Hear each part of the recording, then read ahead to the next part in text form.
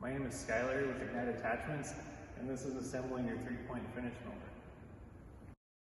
For assembling the 3-point finish mower, you're going to need a handful of sockets. You'll need a 1/2 inch, you'll need 3/4, a 30 mil socket, extension will come in handy, 3/4 inch wrench, 7/8 inch wrench, open end wrench as well, and then you'll need a 5/16 Allen key to swap out your drive motor plug.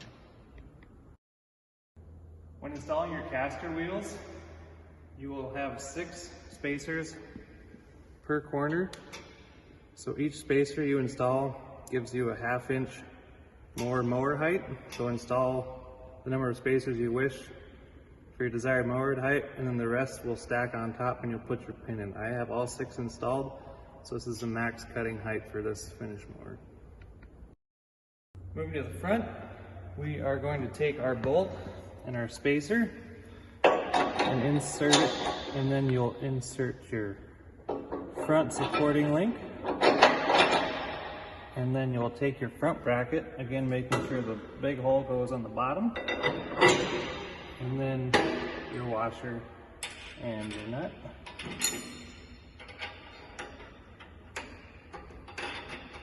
Jump over the other side and do the same thing.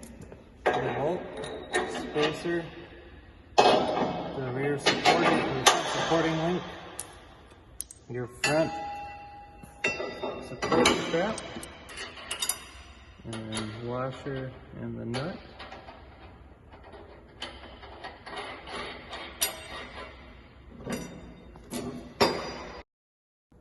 To assemble where the top link will go, you're going to take your long bolt, your spacer, and your couple washers and the nut, and we will take the outside, which will be the rear strap, and then you'll take the front strap and insert your front link here, and then the bushing will slide in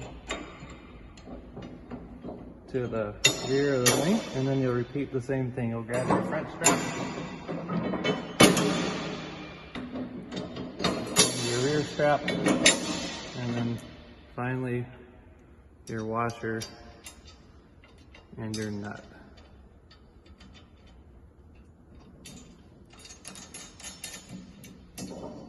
Now that everything is assembled, we can go ahead and torque our big M20 bolts here to 67 foot-pounds, and we'll just tighten this one up so that everything is tight enough. For your gearbox here, you're going to remove this top plug. It takes a 5/16 Allen. You'll spin that guy off, and then you'll grab the vent that we supplied, thread it in, and you can snug it down with the 7/8 wrench. You don't need to over tighten this, just snug it down so it does not leak out of the thread.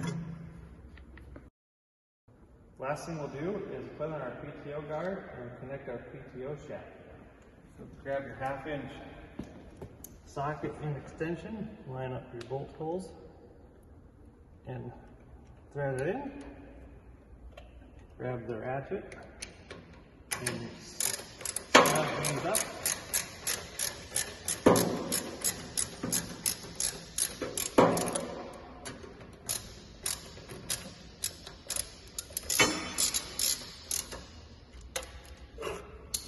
Remove the plastic guard.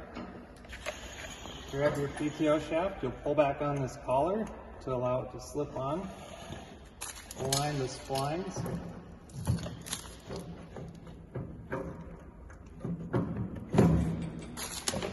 Push it all the way on, and then you can pull to make sure it's locked on.